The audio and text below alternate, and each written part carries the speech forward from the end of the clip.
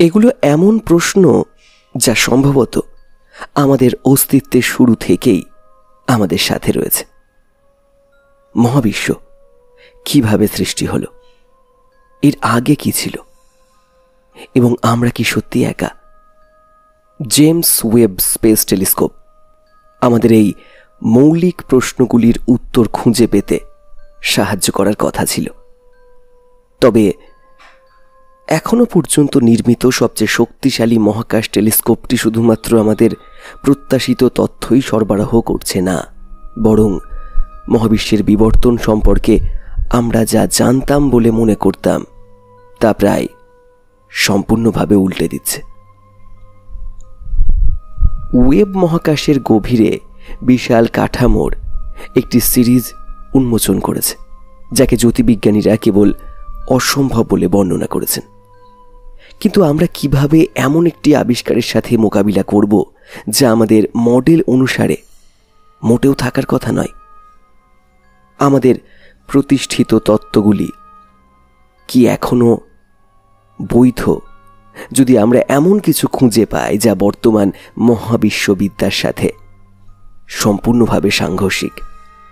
অথবা অন্যভাবে বলতে গেলে, মহাবিশ্ব কি সত্যিই বিগ ব্যাং দিয়ে শুরু হয়নি? শেষ পর্যন্ত আমাদের সাথে থাকুন এবং এই আকর্ষণীয় মহাকাশ রহস্যের তলদেশে পৌঁছানোর জন্য যোগ দিন যন্তর মন্তরের সাথে। আপনি শুনছেন যন্তর মন্তর অডিও পডকাস্ট। আমি আপনাদের হোস্ট, এই সম্পূর্ণ লেখনীর সূত্রধার পৃথ্বীশ। তবে চলুন শুরু করি। মহাকাশ অনুসন্ধানে আগ্রহী হোক বা না হোক, প্রত্যেকে সম্ভবত ওয়েব নামক প্রযুক্তিগত বিস্ময়ের কথা শুনেছেন, যা বর্তমানে সেখানে কাজ করছে। 6.5 মিটার ব্যাসের টেলিস্কোপ মিরর এবং 4টি ইনফ্রারেড যন্ত্রের সাথে জেমস ওয়েব ইতিহাসের সবচেয়ে বড় এবং শক্তিশালী মহাকাশ পর্যবেক্ষণ কেন্দ্র। এবং কিছু ক্ষেত্রে এটি তার বৈজ্ঞানিক পূর্বসূরি হাবেলের তুলনায় ইলেকট্রোম্যাগনেটিক তরঙ্গের প্রতি 100 গুণ বেশি সংবেদনশীল, বিশেষভাবে ইনফ্রারেড জ্যোতির্বিজ্ঞানের জন্য তৈরি। ওয়েব মহাবিশ্বে কাঠামো গঠনের প্রক্রিয়া সম্পর্কে আমাদের বোঝাপড়াকে একটি সম্পূর্ণ নতুন স্তরে নিয়ে যাওয়ার জন্য প্রস্তুত। এটি গ্যালাক্সি, ব্ল্যাক হোল এবং তারার গঠন ও বিবর্তনের তদন্ত করবে এবং সম্ভাব্য বাসযোগ্যতার জন্য এক্সোপ্ল্যানেট পরীক্ষা করবে। এছাড়াও ওয়েব অর্থাৎ এই Webb telescope, James Webb space telescope, big bang এবং তার পরবর্তী অন্ধকার যুগের 13.5 বিলিয়ন বছর আগে গঠিত প্রথম উজ্জ্বল বস্তু এবং গ্যালাক্সিগুলো পর্যবেক্ষণ করবে। কিন্তু সবচেয়ে বিস্তৃত তত্ত্ব এবং ব্যাপক মডেলগুলির কি উপযোগ যদি মহাজাগতিক বাস্তবতা শেষ পর্যন্ত সম্পূর্ণ ভিন্ন হয়ে যায়? যখন ওয়েবের একটি আবিষ্কার এতটাই বিস্ময়কর এবং বিভ্রান্তিকর যে এটি সমগ্র বৈজ্ঞানিক সম্প্রদায়কে গভীর সংকটে ফেলে দেয় এবং বিজ্ঞানীদের নিম্নলিখিত বিবৃতি দিতে বাধ্য করে। আমরা অসম্ভব কিছু আবিষ্কার করেছি। ভুল করা মানুষের স্বভাব। আমাদের নিজেদের অতীতের একটি সংক্ষিপ্ত দৃষ্টিপাত এটি প্রমাণ করে। আমাদের পূর্বপুরুষেরা দৃঢ়ভাবে বিশ্বাস করতেন যে পৃথিবী মহাবিশ্বের কেন্দ্র, যার আশেপাশে অন্যান্য সব স্বর্গীয় বস্তু ঘুরছে। এমনকি আইনস্টাইনও এত দৃঢ়ভাবে বিশ্বাস করতেন যে মহাবিশ্ব একটি স্থির এবং অপরিবর্তনীয় কাঠামো যে তিনি তার ফিল্ড সমীকরণে কসমোলজিক্যাল ধ্রুবক যোগ করেছিলেন। তবে আজ আমরা জানি যে আমাদের গ্রহটি একটি বিশাল, সম্ভবত অসীম কাঠামোর একটি ক্ষুদ্র অংশ মাত্র, যা আমরা এখনও পুরোপুরি বুঝতে পারিনি। এবং আইনস্টাইনও বুঝতে পেরেছিলেন যে মহাবিশ্ব অনাদিকাল থেকে ক্রমাগত প্রসারিত হচ্ছে। তিনি তার ধ্রুবককে তার জীবনের সবচেয়ে বড় ভুল হিসাবে বর্ণনা করেছিলেন। তবুও এখনো পর্যন্ত সব ব্যর্থতা সত্ত্বেও কিছু জিনিস আক্ষরিক অর্থে অটল। জ্যোতির্বিজ্ঞানীদের অপ্রতিরোধ্য সংখ্যাগরিষ্ঠ মতামত যে মহাবিশ্ব 13.8 বিলিয়ন বছর আগে বিগ ব্যাংয়ের সৃষ্টি হয়েছিল। তবে অফিসিয়াল বর্ণনার এটি বিপরীত। এই প্রক্রিয়াটি বিদ্যমান মহাকাশে একটি হিংস্র বিস্ফোরণের বর্ণনা করে না, বরং এটি মূল সিঙ্গুলারিটি থেকে মহাকাশে দ্রুত জন্মের কথা বলে। এই ক্ষুদ্র গরম সরু বিন্দু থেকে পদার্থ এবং সময় উদ্ভূত হয়েছিল। কিন্তু আমরা আজ কিভাবে তা জানতে পারি? খুব সহজভাবে। আইনস্টাইন যে উন্নয়নকে প্রথমে এত জোরালোভাবে অস্বীকার করেছিলেন তা হল মহাবিশ্বের সম্প্রসারণ। এটি করার মাধ্যমে মহাজাগতিক শুরু বিন্দুতে ফিরে গণনা করা সম্ভব, বা আরও সুনির্দিষ্টভাবে এমন একটি বিন্দুতে যেখানে পদার্থ এবং শক্তির ঘনত্ব অসীম এবং সমস্ত স্থানিক দূরত্ব শূন্য। তবে এই মুহূর্তে এটি উল্লেখ করা উচিত যে বিভিন্ন বিগ ব্যাং তত্ত্বগুলি মহাবিশ্বের প্রকৃত জন্মের সাথে সম্পর্কিত নয়, বরং এর সৃষ্টির পরপরই প্রাথমিক মহাবিশ্বের সাথে সম্পর্কিত। মহাজাগতিক মাইক্রোওয়েভ পটভূমি বিকিরণের শনাক্তকরণ বিগ ব্যাং তত্ত্বের জন্য অসাধারণ প্রমাণ হিসাবে বিবেচিত হয়। এই প্রায় আইসোট্রপিক অবশেষটি সেই সময় থেকে এসেছে যখন মহাবিশ্ব মাত্র 3,80,000 বছর বয়সী ছিল এবং আজও একটি সমগ্র মহাবিশ্বকে পূর্ণ করে। কিন্তু বিগ ব্যাং এর পরপরই গঠিত কাঠামোগুলির ক্ষেত্রে আমাদের একটি মৌলিক অনুমান হল প্রথম গ্যালাক্সিগুলি ছোট হওয়া উচিত। জ্যোতির্বিজ্ঞানের ঐক্যমত অনুসারে প্রথম তারাগুলি মহাবিশ্বের জন্মের মাত্র 200 থেকে 300 মিলিয়ন বছর পরে অস্তিত্ব ছিল। তবে এই তারাগুলি থেকে প্রথম গ্যালাক্সিগুলি কখন গঠিত হয়েছিল এবং কত দ্রুত বৃদ্ধি পেয়েছিল তা এখনও একটি অমীমাংসিত রহস্য। একমাত্র নিশ্চিত বিষয় হল বিশেষজ্ঞরা জেমস ওয়েব স্পেস টেলিস্কোপের তোলা ছবিতে এমন কয়েকটি গ্যালাক্সি চিহ্নিত করেছেন যা বিগ ব্যাংয়ের মাত্র 300 মিলিয়ন বছর পরে অস্তিত্বে ছিল, এবং অপ্রত্যাশিতভাবে বর্ণালী বিশ্লেষণে প্রকাশ পেয়েছে যে এই গ্যালাকটিক অকাল শিশুরা বেশ ছোট এবং কম ভরের ছিল। তবে এরপরে চিহ্নিত 6টি প্রাথমিক গ্যালাক্সি পূর্ববর্তী মডেলকে সম্পূর্ণ বিশৃঙ্খলায় ফেলে দিয়েছে। যদিও তারা একই বয়সের, তারা আমাদের মিল্কিওয়ের মতো প্রায় সমান ভরের।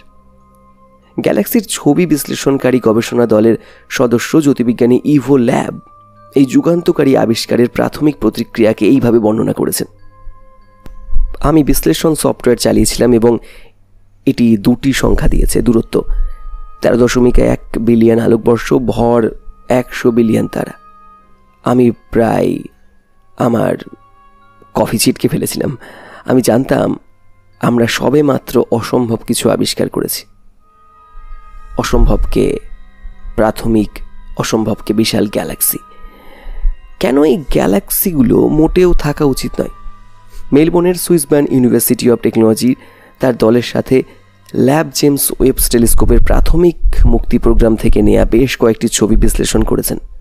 ছবিগুলো বিগ ডিপারের কাছে আকাশের একটি অংশ দেখায়, যা ইতিমধ্যে হাবল টেলিস্কোপ দ্বারা অধ্যয়ন করা হয়েছে এবং সাধারণত মহাবিশ্বের ভোরের অংশ হিসেবে বিবেচিত হয়।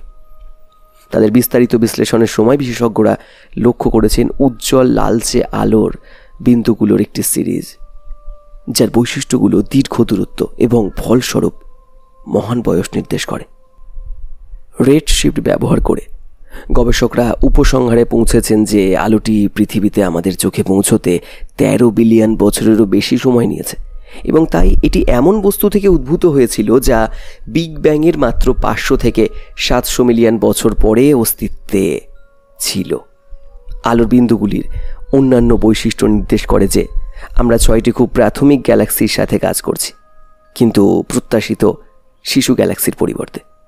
বিজ্ঞানীরা সম্পূর্ণ বড় হওয়া গ্যালাকটিক দৈত্যদের মুখোমুখি হয়েছেন, যা সমস্ত প্রত্যাশাকে ছাড়িয়ে গেছে।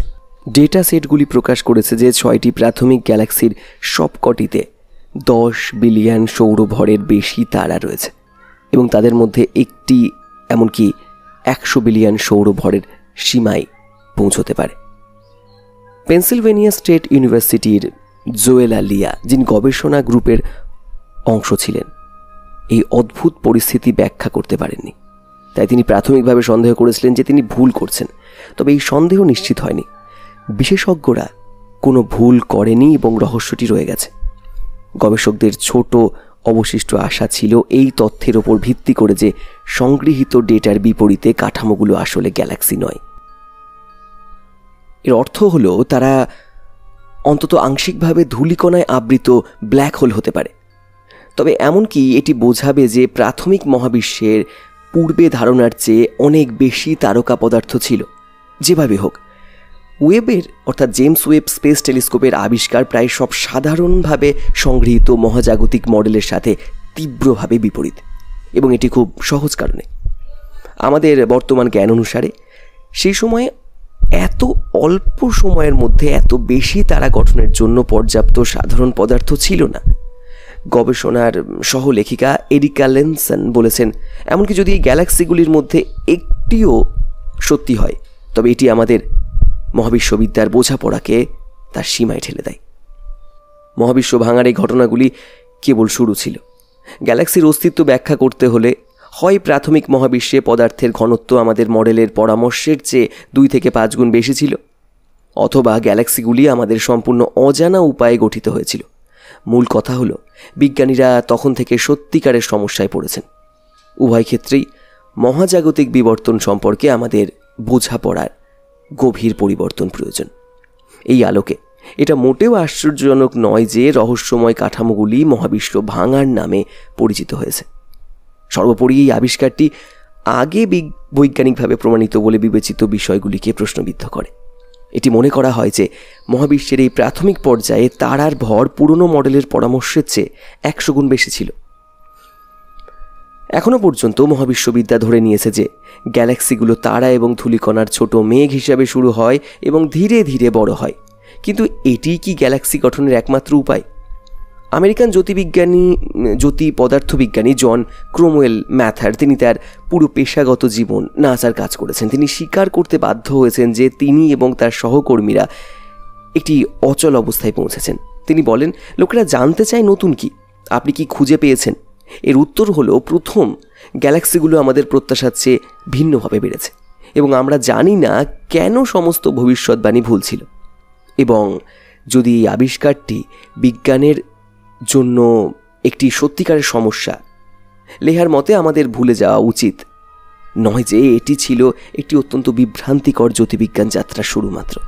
তখন থেকে ওয়েব তারার মানচিত্রে আরও অনেক বস্তু যুক্ত করেছে যা আমাদের বোঝাপড়া অনুসারে মোটেও থাকা উচিত নয়।